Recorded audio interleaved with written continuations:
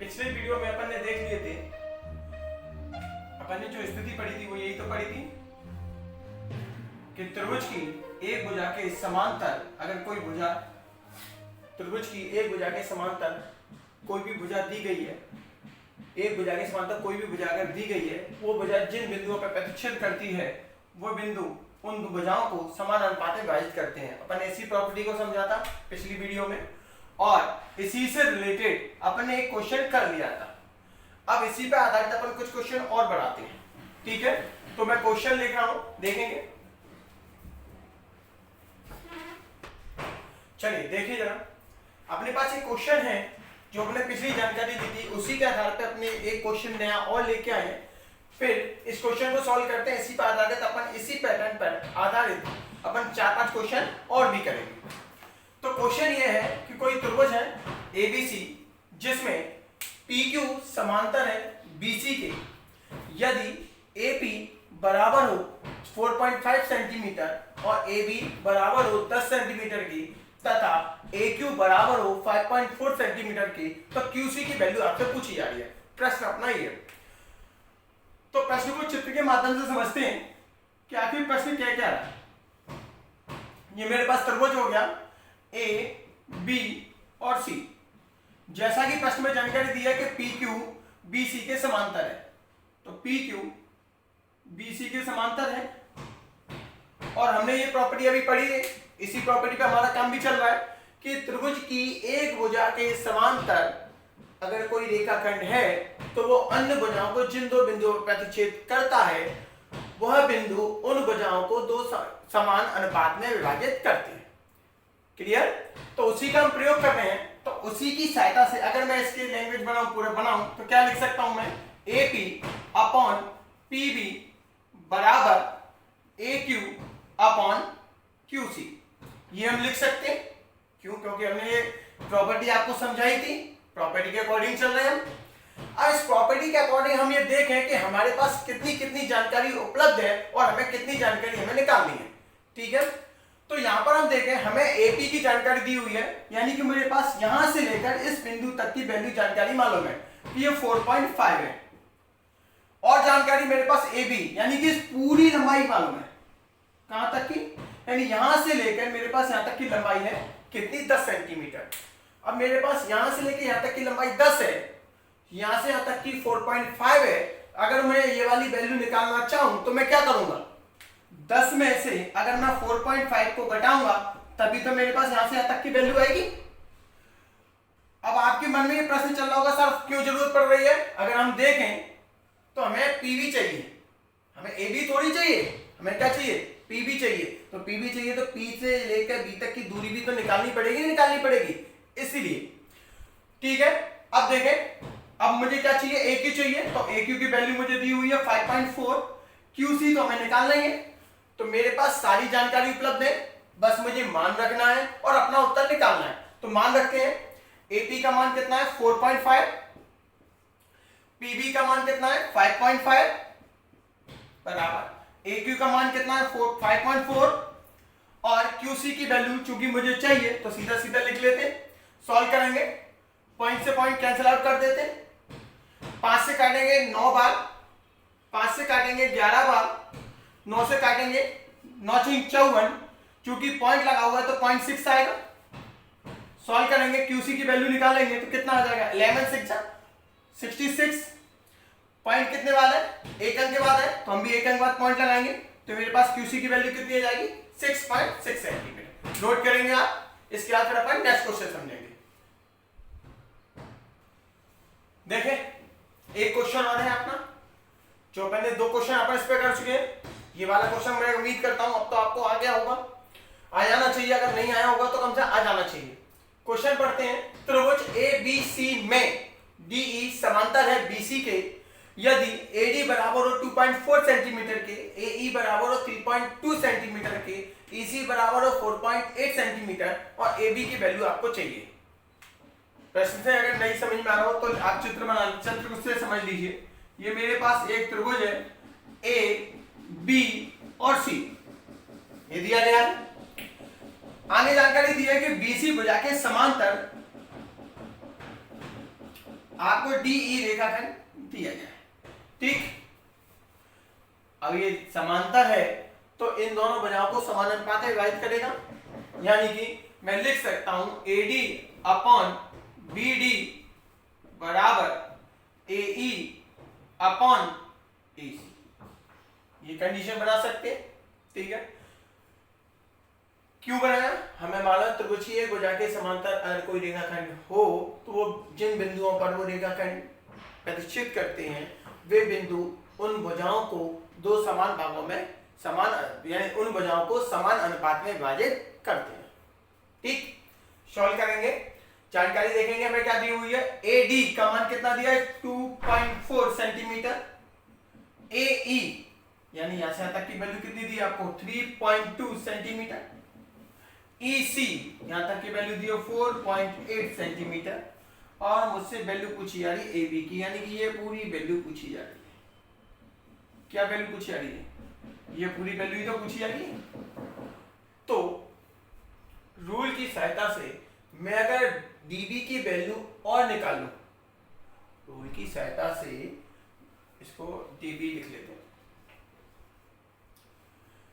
Rule की सहायता से अगर मैं DB की वैल्यू और निकाल लूं और फिर A से लेके D तक की वैल्यू और D से लेके B तक की वैल्यू को आपस में जोड़ दूं तो मेरे पास AB की वैल्यू आ जाएगी। कर सकते हैं, चलिए करते हैं। तो AD का मान दिया है 2.4, DB की वैल्यू कितनी दी है मालूम नहीं है, निकालनी है। AE कितना दिया? 3.2। EC कितना दिया? 4.8। ठीक है, सॉल्व करेंगे। पॉइंट से पॉइंट कैंसिल आउट करते हैं। 16 दूनी 32, 16 दिया 48, 2 से काटेंगे। 12 दूनी 24, चूंकि दशमलव के बाद एक अंक है तो एक अंक बाद दशमलव आएगा। क्रॉस मल्टीप्लाई करेंगे तो यहां से मेरे पास DB की वैल्यू कितनी निकल के आएगी? 12 3 36 यानी 3.6 सेंटीमीटर। ये अभी हमारा प्रश्न का उत्तर नहीं आया है, हमसे वैल्यू पूछी जा रही है AB की। तो AB क्या है आपका? AD और DB का योग है। तो AD की वैल्यू कितनी है मेरे पास? 2.4। DB की वैल्यू मेरे पास कितनी है? 3.6। दोनों को सॉल्व करूंगा, वैल्यू कितनी आ जाएगी? 6 सेंटीमीटर। क्लियर? नोट करेंगे आप। ठीक है, आप इसको नोट कर लेंगे, वीडियो को पुश करके नोट कर लेंगे। जैसे आप इसको नोट कर लेंगे, अब मैं आपको इसका एक दूसरा तरीका यानी एक और तरीके से अपन इसको सॉल्व कर सकते हैं, मैं उसको लेके चल रहा हूं। ठीक है, या वीडियो पुश करके नोट कर लेना। अब इसका देखेंगे इसी में ही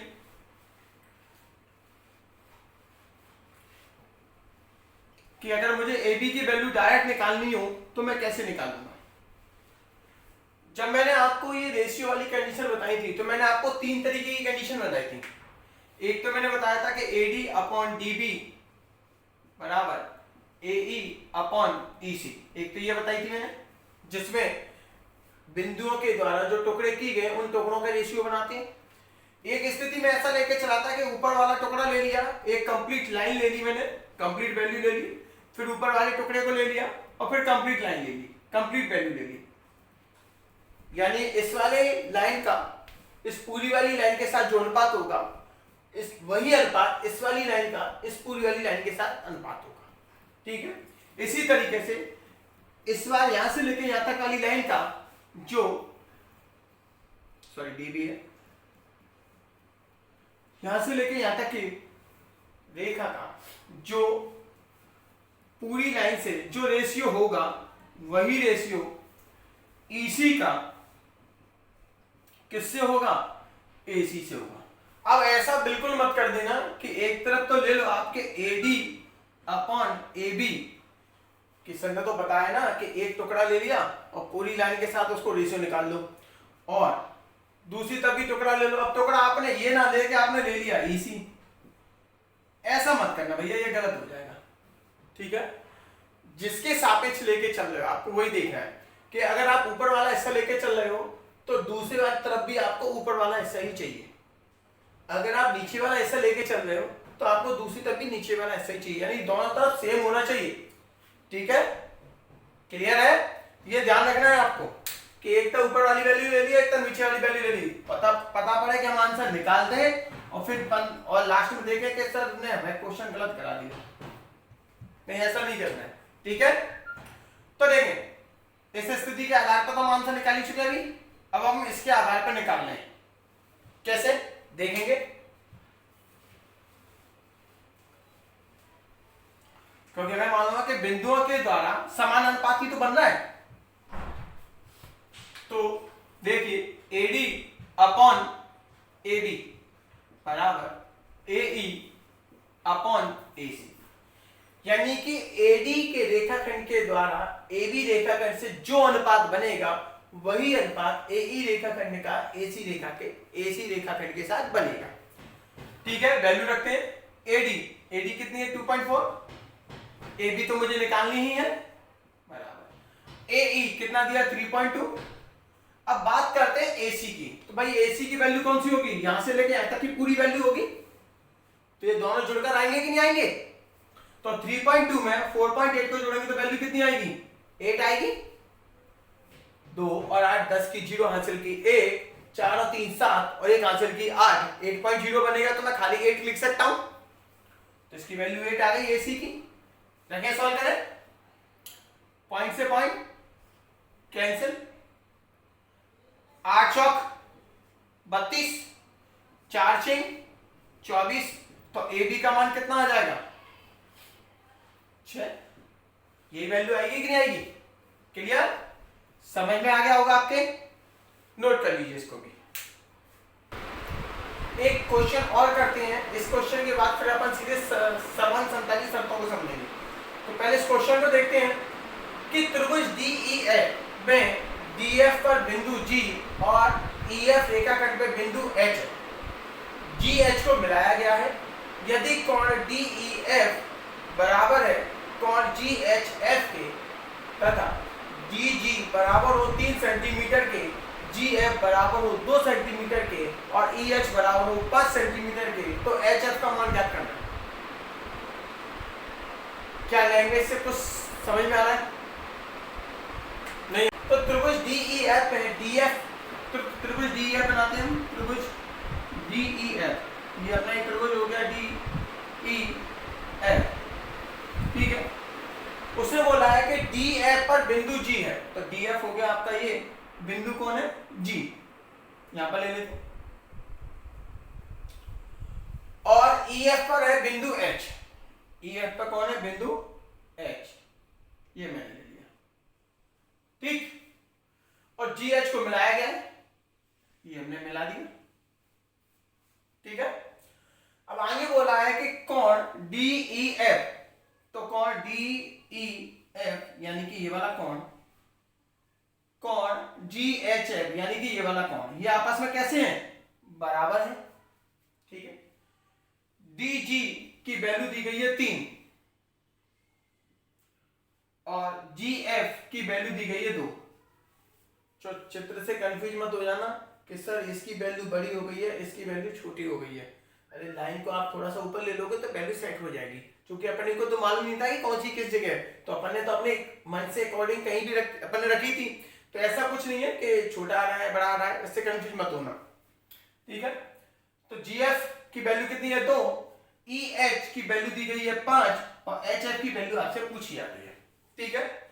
अब प्रश्न में समझते हैं, क्या कहीं भी आपको ऐसा कहीं बोला गया है कि DE समांतर है GH के?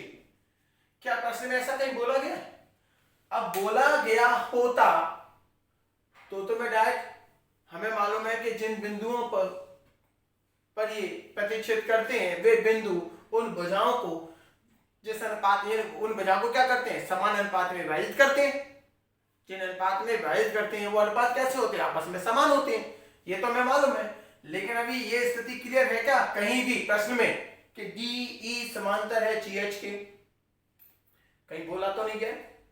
तो कोई ना कोई जानकारी दी होगी, दी गई है। किससे? देखिए, हमें कैसे मालूम पड़ा कि ये समांतर है या नहीं है? हमें ये मालूम है कि ये कोण और ये कोण बराबर है, ठीक है। ये वाला कोण और ये वाला कोण कैसी है? बराबर हैं, बोल के चल रहा है वो। तो देखिए अगर अब ये कैसे कौन है, अगर मैं ध्यान से देखूं तो ये कैसे संगत कौन है, तो अपन ने पढ़ा है कि संगत कौन कब कब बराबर होते हैं, समांतर रेखाओं के द्वारा अलग अलग समांतर रेखाएं, दो अलग अलग समांतर रेखाएं, उनके द्वारा जो संगत कोण बनते हैं वो बराबर होते हैं। हमने ये तो पढ़ रखा है ना। तो मैं उस प्रॉपर्टी को यहाँ पर लगा के बोल सकता हूं कि चूंकि संगत कोण बराबर है इसलिए मैं बोल सकता हूं कि DE समांतर होगा GH के, बोल सकते हैं। क्लियर? अगर उसके अकॉर्डिंग क्लियर हम बना सकते हैं कि नहीं बना सकते, ठीक है। तो हम उसी के अकॉर्डिंग जा रहे हैं कि ये और ये वाला कोण और ये वाला कोण चूंकि समांतर है इसलिए मैं बोल सकता हूं कि ये वाली भुजा के समांतर ये वाली भुजा है, ठीक है। सॉल्व करेंगे आगे, देखिए। अब जब बराबर है तो अपन फॉर्मूला लगा सकते हैं। तो लिख रहे हैं हम कि DG अपॉन GF बराबर EH अपॉन HF लिख सकते हैं। एक भुजा के समांतर, अगर किसी त्रिभुज में एक भुजा के समांतर अगर दूसरी कोई रेखाखंड है, वो रेखाखंड जिन बिंदुओं पर प्रतिच्छेद करता है भुजाओं को दो समान अनुपात में विभाजित करता है, तो हमने वही लिखा है। तो यहां से लेकर यहां तक कि जो कोण में यानी जो भुजाओं में जो अनुपात होगा, रेखाखंडों में जो अनुपात होगा वही अनुपात इन दोनों में होगा कि नहीं होगा, सेम तरीके से लेना होता है। तो यहाँ पर हमने DG लिए ऊपर, तो यहाँ पे हम ऊपर क्या लेंगे, EH लेंगे। यहाँ पर हमने GF बटे में लिए तो यहाँ पर हम HF बटे में लेंगे। सॉल्व करेंगे। DG की वैल्यू कितनी दी है 3, GF की वैल्यू कितनी दी है, कितनी दी है GF की वैल्यू 2, EH की वैल्यू दी है 5 और HF की वैल्यू आपको निकालनी है। चलिए सॉल्व करते हैं। HF ऊपर आ जाएगा 5 दूनी 10 बटे में 3, तो आपका उत्तर कितना हो जाएगा 10 बटे 3 सेंटीमीटर। क्लियर? नोट कर लीजिए। जैसा कि अभी मैंने बोला था कि अब अपन समझेंगे सर्वांग त्रिभुज को समझेंगे। तो सर्वांग त्रिभुज को समझने से पहले ये समझे कि आखिर ये सर्वांग सम क्या होता है। इसको अपन इंग्लिश में कॉन्ग्रुएंस बोलते हैं कि आखिर ये होता क्या है। तो सर्वांग सम का अगर आप संधि विच्छेद करो क्या निकल के आएगा, सर्वांग सम सर्व अंग सम, यही बनेगा ना, सर्व अंग सम, यानी जिसके सभी अंग समान हो वो सर्वांग सम कहलाएगा। जिसके सभी अंग समान हो वही तो आपको सर्वांग सम कहलाएगा। क्लियर? तो सर्वांग सम का मतलब क्या होता है, अर्थ कैसे बनाया हमने वो क्लियर हुआ आपको। सर्वांग सम किसे कैसे, यानी कोई चीज सर्वांग सम कब बनेगी, जिसके सभी अंग कैसे हो जाए, समान हो जाए, ठीक है, वो आपके सर्वांग सम होता है, उसको बोलते हैं सर्वांग सम। सर्वांग सम त्रिभुज का मतलब हो गया कि एक त्रिभुज के जितने भी अंग हैं, जितने भी अवयव हैं, त्रिभुज में कितने अवयव होते हैं, पढ़ाया है मैंने स्टार्टिंग में, कितने अवयव होते हैं, 6 अवयव होते हैं, 3 भुजा 3 कोण। तो त्रिभुज का प्रत्येक अवयव, एक त्रिभुज का प्रत्येक अवयव दूसरे त्रिभुज के प्रत्येक अवयव से बराबर हो जाए, सेम हो जाए, एग्जैक्ट कार्बन कॉपी बन जाए, उनमें क्या बनेगा, सर्वांग सम त्रिभुज की कंडीशन लगती है, ठीक है। अब गणित में अगर हम सर्वांग सम की बात करें तो गणित में सर्वांग सम का मतलब क्या होता है, जिसके सभी अंग बराबर है, मैं भी बता चुका हूं। मींस जैसे ताला लेके आते हैं, नया ताला लेके आते हैं, तो नया ताला लेके आते हैं तो हमें से उसके संग कितनी चाबी मिलती है, तो 2 मिलती है 3 मिलती है, हमें कितनी चाबी मिलती है, 2 चाबी मिलती है 3 चाबी मिलती है। तो सारी चाबियां कैसी होती हैं, एक जैसी होती है, बिल्कुल एक जैसी होती है, होती क्या अलग अलग होती है क्या, एक ही ताले की 3 अलग अलग चाबी तो नहीं सकती, 3 अलग अलग चाबी हो सकती है, लेकिन खुलेंगे तो एक ही है, सेम टू सेम रहेंगी, वो चीज आपकी सर्वांग सम है। या हम बात करें एक ही समय पर जारी हुए 1 रुपए का सिक्का या 5 रुपए का सिक्का या 20 रुपए का नोट, सारे कैसे होंगे, एक जैसे होंगे, सर्वांग सम होंगे। क्लियर? सर्वांग सम अब आपको अच्छी तरीके से समझ में आ गया होगा सर्वांग सम होता क्या है, ठीक। इसके बाद आगे समझेंगे, ठीक है। अब सर्वांग सम में आगे समझेंगे।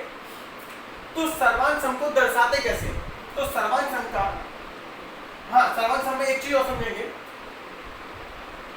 एक आकृति को अगर दूसरी आकृति पूरी तरीके से ढक ले, सर्वांग सम में क्या होता है कि एक आकृति दूसरी आकृति को पूरी तरीके से ढक लेती है।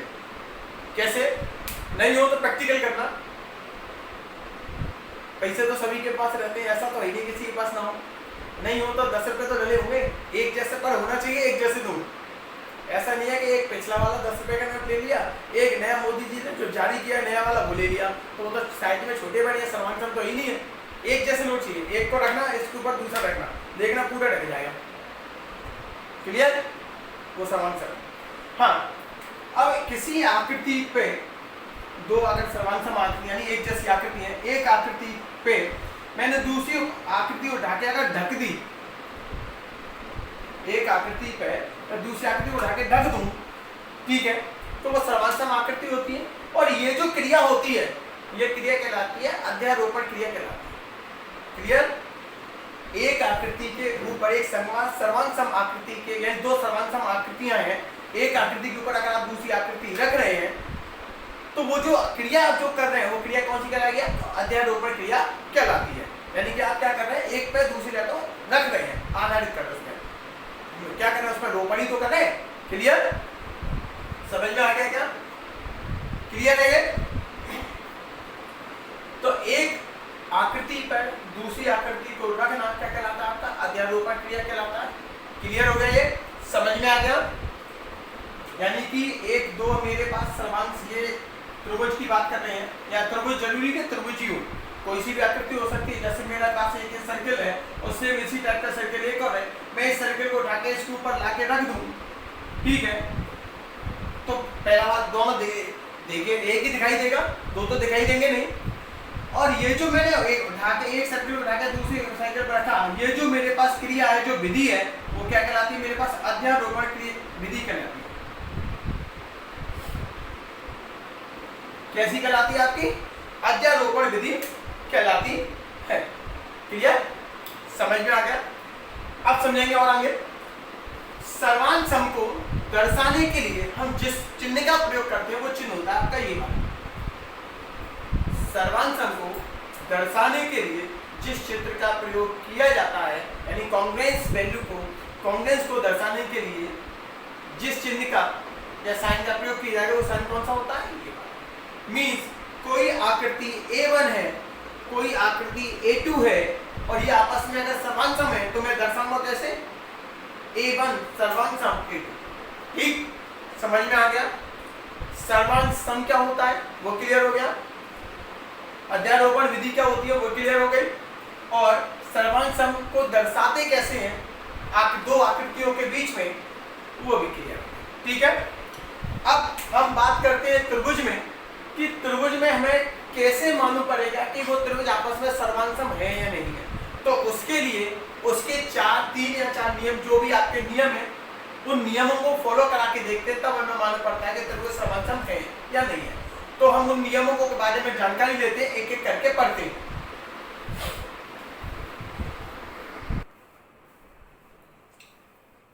चलिए स्टार्ट करें। त्रिभुजों की सर्वांग समता के प्रतिबंध। तो इसको समझने से पहले यानी कि इसकी जानकारी लेने से पहले अगर उससे पहले समझेंगे, अगर मुझे कोई त्रिभुज बनाना है तो मेरे पास क्या क्या जानकारी होनी चाहिए। अगर मुझे रचना करनी है किसी त्रिभुज की तो मेरे पास उसके पास क्या क्या जानकारी होनी चाहिए। तो त्रिभुजों और उनके पीछे बनने वाला कौन हो, तो मैं सर्वांग समता के प्रतिबंध के बारे में बता सकता हूँ। दो कोण उनके अंतर्गत भुजा वालों, दो कोणों और उनके अंतर्गत जो भुजा आ रही हो उसके बारे में जानकारी हो तो मैं सर्वांग समता के प्रतिबंध के बारे में जानकारी दे सकता हूँ। तीनों भुजाएं मालूम हो, पहले वाले त्रिभुज की तीनों भुजाएं यानी तीनों भुजाएं मालूम हो तो मैं सर्वांग समता के प्रतिबंध के बारे में जानकारी दे सकता हूँ। या समकोण त्रिभुज में उनकी एक भुजा और कर्ण के बारे में जानकारी हो तो मैं सर्वांग समता के प्रतिबंध के बारे में जानकारी दे सकता हूँ। यानी ये जो जानकारी दी गई है जिनको अपन SSS SAS इनको यानी भुजा भुजा भुजा भुजा कोण भुजा और कोण भुजा कोण और RHS समकोण कर्ण भुजा, इनके बारे में अपन जो जानकारी देते हैं वो यही है। तो मुझे अगर त्रिभुज के बारे में जानकारी लेनी है, सर्वांग समता की जानकारी लेनी है कि वो त्रिभुज सर्वांग सम है या नहीं, तो मैं कैसे देखूंगा? उनकी भुजाओं के दो भुजाएं और उनके अंतर्गत कोण को देखूंगा, दो कोण और उनके अंतर्गत आने वाली भुजा को देखूंगा, तीनों भुजाओं को चेक करूंगा, तो समकोण त्रिभुज में उसकी एक भुजा और कर्ण को चेक करूंगा। इससे मुझे मालूम पड़ जाएगा कि त्रिभुज आपस में सर्वांग सम होंगे या नहीं होंगे, इसके बारे में जानकारी मिल जाएगी। तो इन्हीं को थोड़ा सा डिटेल में पढ़ते जाते हैं। तो सबसे पहले अपन समझते हैं कि कौन सी वाली, सबसे पहले हम किसको लेके चलते हैं, तीनों भुजाओं वाले को सबसे पहले ही पढ़ते हैं। चलिए तो इसी से स्टार्ट करते हैं अपन, या आप चाहो तो ये भी ले सकते हैं, दो भुजाएं एक कोण। तो जब स्टार्टिंग अपन इसी से लिए तो इसी से स्टार्ट करते हैं। पहले इसको समझते हैं, फिर इसको समझते हैं, फिर इसको समझते हैं, लास्ट में इसको समझते हैं। तो सबसे पहले अपन लेके चल रहे हैं दो भुजाएं और उनके अंतर्गत बनने वाला कोण। मैं इसको मिटा देता हूं।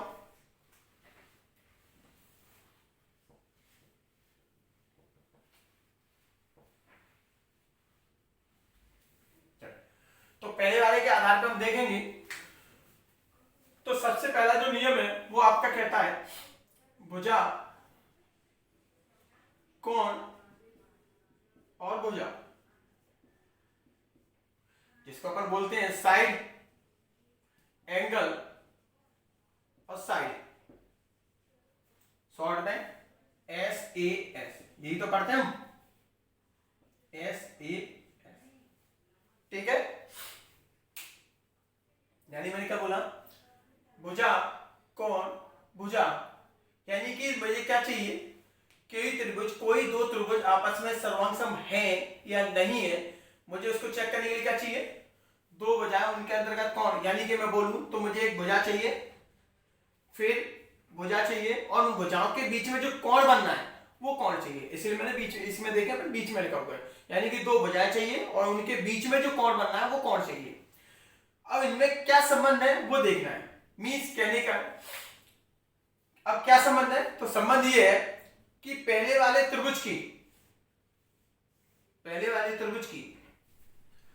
दूसरी वाले त्रिभुज से ए बी सी, और ये त्रिभुज ले लिया मैंने पी क्यू आर। पहले वाले त्रिभुज की दूसरे वाले त्रिभुज से उनकी भुजाएं, उनके कोण और जो दूसरी भुजा है वो आपस में कैसे होनी चाहिए, बराबर होनी चाहिए। क्योंकि सर्वांगसम के लिए मैंने अभी आपको बताया था स्टार्टिंग में ही कि क्या होनी चाहिए, सभी अंग बराबर। सर्वांगसम के लिए मैंने क्या बताया था, सभी अंग कैसे होने चाहिए,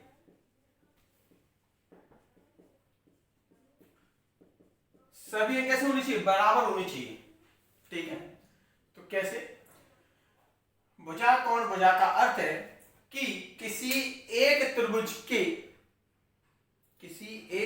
की दूसरे त्रिभुज से संगत भुजाएं और संगत कोण और उनके अंतर्गत बनने वाले संगत कोण यदि समान हो तो त्रिभुज कैसे होंगे, सर्वांगसम होते हैं। मीन्स मेरे कहने का अर्थ यह है कि अगर AB भुजा PQ भुजा के बराबर हो जाए, BC भुजा QR भुजा के बराबर हो जाए, और उनके बीच में जो कोण बनना है, इन दोनों भुजा के बीच में यही कोण तो बनेगा, क्लियर, इन दोनों भुजाओं के बीच में यही वाला तो कोण बनेगा, ये कोण भी कैसे हो जाए, बराबर हो जाए, तो त्रिभुज कैसे होंगे, आपस में सर्वांगसम होंगे। मींस AB भुजा बराबर हो जाए PQ भुजा के, ठीक, QR भुजा बराबर हो जाए, BC भुजा बराबर हो जाए QR भुजा के, और उनके बीच में बनने वाला कोण भी बराबर हो जाए कोण Q के। तो त्रिभुज कैसे होंगे, अगर ऐसी स्थिति बन रही है तो मैं लिख सकता हूं कि त्रिभुज ABC सर्वांगसम होगा त्रिभुज PQR के। ठीक है, अब आप लोगों के मन में ये प्रश्न ही उठ रहा होगा, सर हम सर्वांगसम के बारे में पढ़ क्यों रहे हैं। क्या है, कभी कभी वो ये बोल देता है कि त्रिभुज सर्वांगसम है, पहले वाले त्रिभुज में जानकारी दे देता है और दूसरे वाले त्रिभुज की जानकारी आपसे पूछता है। तो अगर मुझे मालूम है कि त्रिभुज सर्वांगसम है, तो सर्वांगसम मतलब इसका मतलब जो ये है वो ही है, तो पहले वाले में जो जानकारी होगी वही जानकारी किसके लिए होगी, दूसरे वाले के लिए। मैं सीधे सीधे वैल्यू लिख सकता हूं। ठीक है, या कभी कभी वो आपसे पूछ लेता है कि निम्न में से कौन सा सर्वांगसम के लिए, सर्वांगसम के हिसाब से करेक्ट है, ये भी जान के इससे रिलेटेड भी अपन क्वेश्चन अभी लेंगे, एक एक करके लेंगे। हाँ, एक चीज और समझेंगे आगे। ऐसा कोई फिक्स नहीं है कि यही दो भुजाएं आपको लेनी है और उनके बीच वाला कौन लेना है। आप ये दो भुजाएं ले सकते हैं, तो अगर मैं ये वाली दो भुजाएं लूंगा तो यहां पर भी मुझे यही वाली दो भुजाएं चाहिए। ऐसा नहीं कि आप इनको ले लें। अगर मैं इन दो भुजाओं को लेके चल रहा हूं तो मुझे भी यहां पर ही क्या चाहिए, यही दो भुजाएं चाहिए। शब्द होता है संगत। संगत का मतलब क्या होता है, साथ वाला एक। तो इस भुजा के संगत ये वाली भुजा होगी, इस भुजा के संगत ये वाली भुजा होगी, और इस भुजा के संगत ये वाली भुजा होगी। ठीक है, इस कोण के संगत ये वाला कोण होगा, इस कोण के संगत ये वाला कोण होगा, इस कोण के संगत ये वाला कोण होगा। तो प्रॉपर तरीके से आपको ध्यान रखना है कि ये वाली भुजा इस भुजा के बराबर हो जाए, ये वाली भुजा इस भुजा के बराबर हो जाए, उनके बीच का कोण अगर बराबर हो जाए तो त्रिभुज कैसे होते हैं, सर्वांगसम होते हैं। क्लियर, समझ में आ गया, नोट कर लीजिए इसको। दो कोण और अंतर्गत भुजा, दूसरे वाले नियम को समझेंगे। दो कोण अंतर्गत भुजा यानी कि कोण भुजा और कोण। दूसरा नियम ये है कोण भुजा कोण, यानी कि एंगल, साइड और एंगल। ठीक है, जिसको अपन पढ़ते हैं ASA, एंगल साइड एंगल। तो इस नियम में क्या कहते हैं, इस नियम में जानकारी ये है कि मेरे पास अगर कोई त्रिभुज है ABC और एक त्रिभुज है मेरे पास PQR,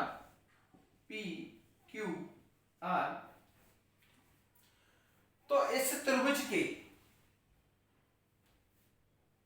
संगत कोण, इस त्रिभुज के कोई दो कोण दूसरे वाले त्रिभुज में उसी संगत कोण, वही संगत कोण, उसी के संगत कोण अगर बराबर हो जाए और उन कोणों के बीच की जो संगत भुजाएं हैं वो भी बराबर हो जाए तो त्रिभुज कैसे होते हैं, सर्वांगसम होते हैं। मींस मेरे कहने का अर्थ है कि कोण A कोण P के बराबर हो, कोण B कोण Q के बराबर हो, तथा AB भुजा PQ भुजा के बराबर हो, तो मैं बोल सकता हूं कि त्रिभुज ABC सर्वांगसम होंगे त्रिभुज PQR के। ठीक है, हाँ, एक चीज और ध्यान रखेंगे, सर्वांगसम में आप पहले वाले त्रिभुज की पॉइंटों को जिस तरीके से, यानी कि जो नाम आप लिख रहे हैं जिस तरीके से लिख रहे हैं, सामने दूसरे वाले त्रिभुज के भी नाम उसी तरीके से ही होने चाहिए। मींस कि त्रिभुज मैंने लिख दिया यहां पर ABC सर्वांगसम है त्रिभुज QRP के, तो ये गलत हो जाएगा। कि सर कैसे गलत हो जाएगा, देखिए त्रिभुज ABC में देखेंगे, आप ABC को देख रहे हो, तो यहां पर आप A को टॉप पे रख रहे हो, B को यहां ला रहे हो, C को यहां ला रहे हो, यही है ना। ऐसे इसमें देखेंगे तो पहले आप यहां पर किसको रखोगे, Q को रखोगे, R यहां आएगा, P यहां आएगा। अब आप बोल रहे हो कि भाई कोण A और कोण P बराबर है, समझ लो बात को। लेकिन अगर आप इस वाले त्रिभुज की अगर कंडीशन लेके जाओगे तो यहाँ पर कौन बराबर होगा, कोण A और कोण Q बराबर होगा।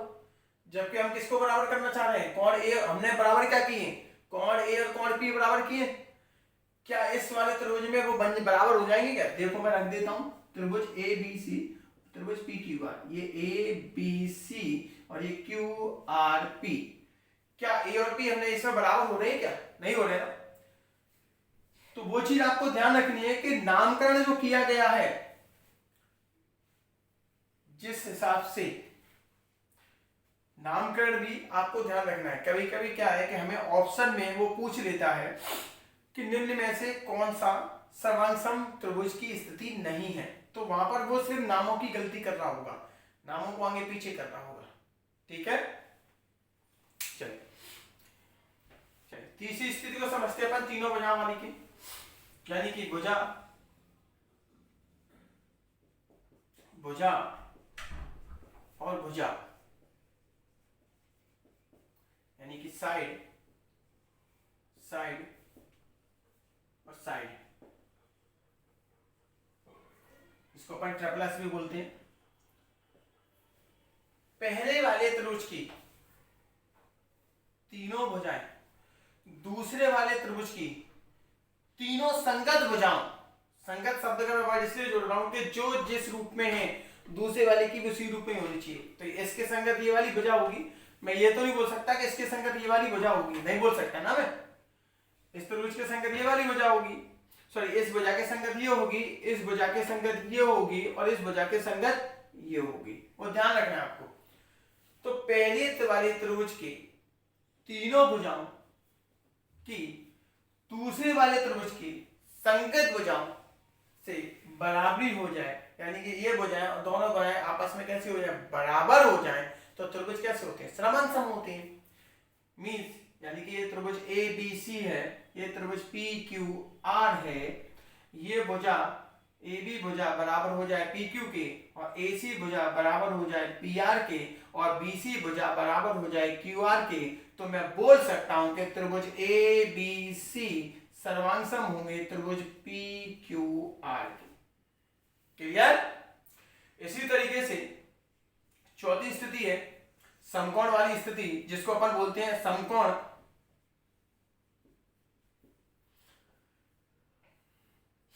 कर्ण और भुजा, यानी कि RHS right angle hypotenuse side,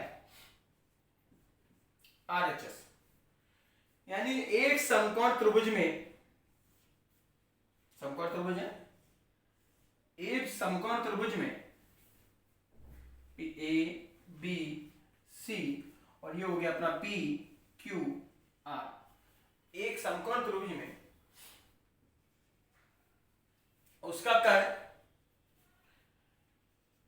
पहले वाले समकोण त्रिभुज का कर्ण दूसरे वाले त्रिभुज के समकोण यानी दूसरे वाले समकोण त्रिभुज के कर्ण के बराबर हो जाए और कोई एक भुजा बराबर हो जाए, चाहे तो ये वाली भुजा बराबर हो जाए चाहे ये वाली भुजा बराबर हो जाए, तो त्रिभुज कैसे होते हैं, आपस में सर्वांगसम होते हैं। तो मैं लिख सकता हूं कि त्रिभुज ए बी सी सर्वांगसम होगा त्रिभुज पी क्यू आर।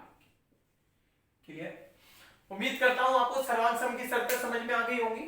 कल हम सर्वांग समता पर आधारित कुछ क्वेश्चन करेंगे, ठीक है, और उसको थोड़ा सा और आगे समझेंगे। क्लियर? Thank you.